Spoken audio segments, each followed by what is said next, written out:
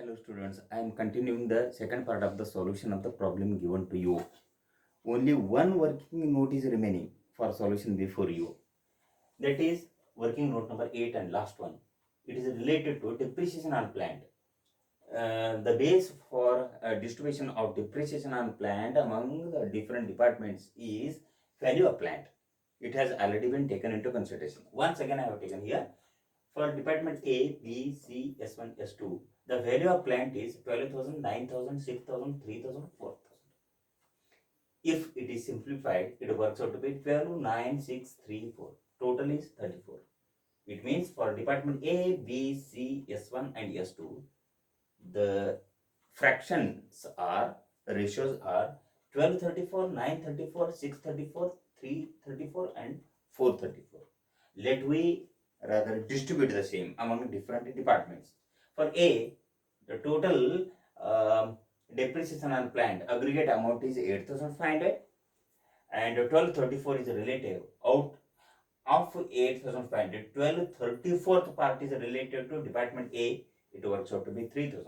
For department B, it is 934th part of 8,500. It is 2,250. For C, it is 634th part of this amount 1,500. For S1, 334th part of 8,500 equal to 750. For S2, 8,500 the 434th part of 8,500 equal to, it works out to be rupees 1,000. This is the completion of the working note part.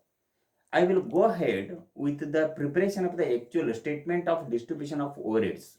So let we do the same. I will continue now. I will continue the statement of preparation of statement of distribution of overheads among departments.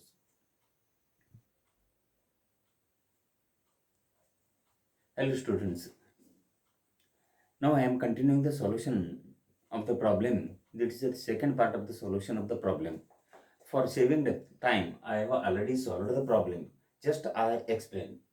This is chapter number 2, lecture number 5. Date may be taken next date. Costing subject. Chapter is distribution of overheads. Class TY become, of course.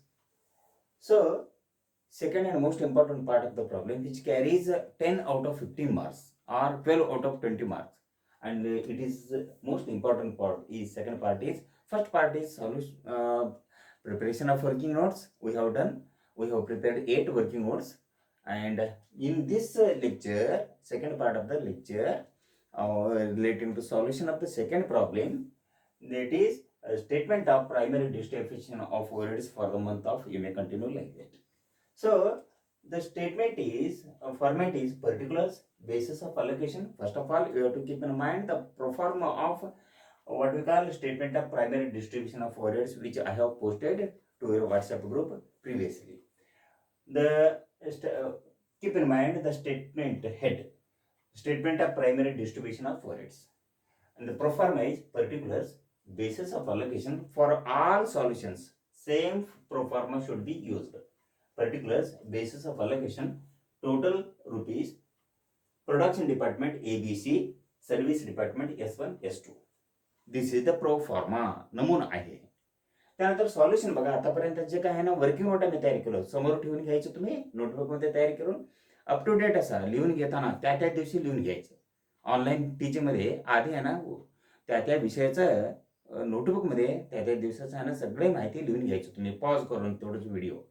पहिला आहे direct wages. तुम्हाला सांगितल्याप्रमाणे direct wages, direct material, direct expenses, म्हणजे direct material, direct labour, direct expenses असलं तर production डिपार्टमेंटचा रक्कम दिलेली असून सुद्धा कधी घ्यायचं नाही. सर्व्हिस डिपार्टमेंटचं रक्कम किती आहे तेवढंच घ्यायचं. सर्व प्रॉब्लेम मध्ये तुम्ही लक्षात ठेवा. सो प्रोडक्शन डिपार्टमेंटचं काहीतरी रक्कम आहे पण घ्यायचं नाही अजिबात. सर्व्हिस डिपार्टमेंटचं 1000 रुपये तेवढंच घ्यायचं. इथे काय लिहिलं बघा, डायरेक्ट वेजेस गिवन अथवा ऍक्च्युअल म्हणायचं. For service departments only, production डिपार्टमेंटचं अजिबात घ्यायचं नाही. त्यानंतर नेक्स्ट वन आहे, ऑलरेडी वर्किंग नोट समोर ठेवून सगळं भरून घ्यायचे असतात. वेळ वाचवण्यासाठी मी केलं असं, लक्ष द्या. सुपरविजन म्हणजे सुपरविजन चार्जेस, देखरेखी खर्च म्हणतात. कोणते आधार, कोणते बेस म्हणजे आधार, नंबर ऑफ वर्कर्स, आणि विभाजन केल्यानंतर एकूण रक्कम किती 30,000 आहे. ABC S1 S2 मध्ये वर्किंग नोट पहा किती 10,000, 5,000, 5,000, 7,500 आणि 2,500. ओके, ठीक आहे. आता नेक्स्ट वन कोणते? Fire insurance. Value of stock. Insurance कशावर उतरलेलं आहे? स्टॉकचं, म्हणजे स्टॉक व्हॅल्यू आधार घ्यायचं. एकूण रक्कम किती? 10,000. S1 ला ए डिपार्टमेंटला 5,000, बी ला 3,000, सी ला 2,000. S1 S2 नाही, काय? त्या डिपार्टमेंटचा स्टॉकच नाही. ओके, ठीक आहे. नेक्स्ट आहे आता फायर इन्शुरन्स झाल्यानंतर पॉवर, याने मशीनला निगडीत असलेले वीज पुरवठा, विजाचा खर्च म्हणतात पॉवर चार्जेस असं म्हणतात. HP ऑफ मशीन्स घ्यायचं. Horse power of each machine, प्रत्येक मशीनचा अश्वशक्ती अथवा हॉर्स पॉवर किती आहे घ्यायचं. ते आधाराने वर्किंग नोटमध्ये केलेलेच आहे. आणि एकूण रक्कम किती? पॉवर चार्जेस एकूण 18,000. ते वर्किंग नोटमध्ये म्हणजे S1 S2 ला नाही, मशीनच नाही, प्रोडक्शन विभाग नाही ना, तिकडे मशीन नाही, त्यामुळे ना इकडे डॅश आहे.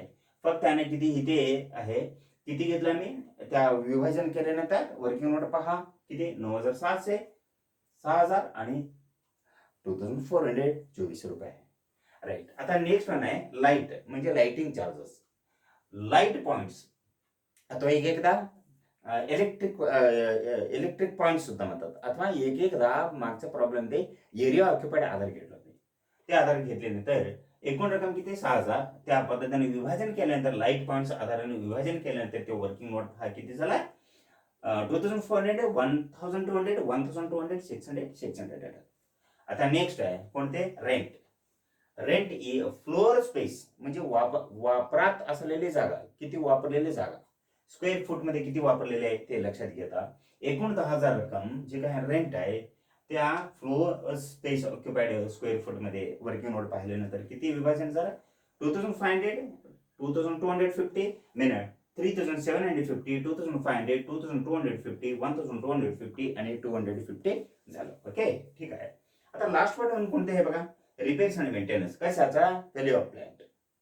प्लांटचा आहे, मग व्हॅल्यू ऑफ प्लांट आधार घ्यायची. इथे सुद्धा डेप्रिसिएशन व्हॅल्यू ऑफ प्लांटच आहे, दोन्ही एकच आहे. राईट. आता किती आहे बघा? Value of plant equal to 17,000. ते कोणते? व्हॅल्यू ऑफ प्लांट आणि त्या वर्किंग नोट पहा, त्या आधारावरून विभाजन केल्यानंतर ए डिपार्टमेंटला 6,000, बी ला 4,500, ती डिपार्टमेंट सी ला किती? 3,000, S1 ला 1,500 आहे, S2 ला 2,000 आहे. तसेच आता last one depreciation of plant आहे, ते सुद्धा व्हॅल्यू ऑफ प्लांटच घ्यायचं. या रकमेचा अर्धा आहे, ह्या रकमेच्या सगळीकडे अर्धा येतो, थोडक्यात सांगायचं म्हणजे. सो व्हॅल्यू ऑफ प्लांट आहे, व्हॅल्यू ऑफ प्लांट आधार घेऊन आहे ना 8,500 रुपये विभाजन केल्यानंतर 3,000 रुपये ए ला डिपार्टमेंटला, 2,250 डिपार्टमेंट बी, डिपार्टमेंट सी ला 1,500, डिपार्टमेंट S1 ला किती? S1 सर्व्हिस डिपार्टमेंट 1 ला किती? S1 म्हणजे सर्व्हिस डिपार्टमेंट 1 ला किती? 750, सर्व्हिस डिपार्टमेंट 2 ला 1,000 झालं. विभाजन पूर्ण झालं. आता टोटल करायचं. टोटल ऑलरेडी करून ठेवलेले वेळ वाचवण्यासाठी तुम्ही टोटल करू शकता. हे इझी आहे, याच्यात काही डिफिकल्टी नाही. टोटलचं टोटल ह्याला टोटल म्हणतात. हे टोटल आहे, सर्व गोष्टीचं टोटल इथे, ह्या गोष्टीचं टोटल इथे, ह्या रकमेला काय म्हणतात? टोटलचं टोटल म्हणजे ग्रँड टोटल म्हणतात. आणि नंतर किती? हे टोटल केल्यानंतर 1,01,500 झालं. डिपार्टमेंट ए चा टोटल इक्वल 39,750, डिपार्टमेंट बी चा total equal to 24,450, department C चा टोटल 17,350, डिपार्टमेंट S1 चा टोटल 12,600 आहे, डिपार्टमेंट S2 चा टोटल 7,350 आहे. This is the completion of solution of problem. Proforma लक्षात ठेवा. Statement of primary distribution of overheads for the month of continue करा. काय आहे ते प्रॉब्लेम मध्ये आहे.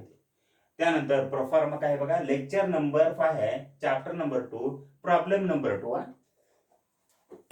कोणते? Problem 2 solution completed. इथे problem 2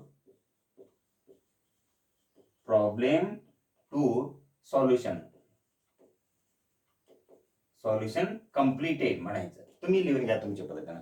problem 2 solution completed, chapter number 2 चा लेक्चर नंबर 5 आहे. तारीख वगैरे लिहून घ्या, कुठलं तरी एक आहे ना, नंतरचं तारीख 5 तारीख म्हणून लिहून घ्या. मागच्या लेक्चरचं तारीख इथे 4 आहे, 4/10/2020, आणि ह्या लेक्चरचं तारीख इक्वल टू 5. तुमच्या सोयीनुसार ना नंतरचं तारीख लिहून घ्या, 5/10/2020. 2020 म्हणून लिहून घ्यायचं.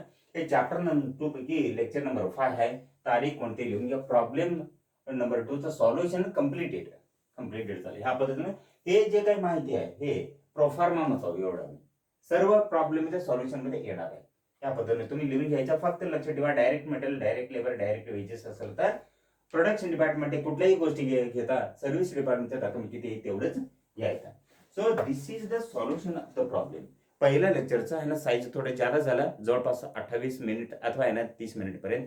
या लेक्चरचा आहे ना पुढे सर्व लेक्चरचा कालावधी आता किती 20 मिनिट पेक्षा जास्त घेत नाही, मी काळजी घेतो त्याबद्दल.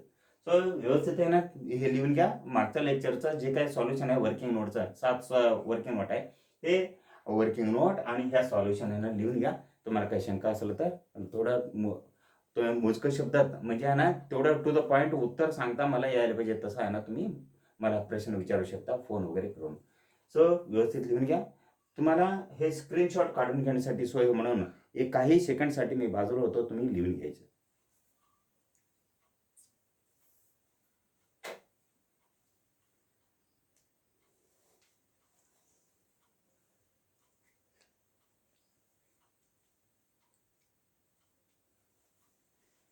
आता मित्र हो, पुढच्या प्रॉब्लेम म्हणजे तिसरा प्रॉब्लेम सॉल्युशन करायला घ्यायच्या आधी त्या आदल्या दिवशी तुम्हाला त्या प्रॉब्लेमचा इमेज आहे ना तुम्हाला व्हॉट्सअपवर पाठवतो.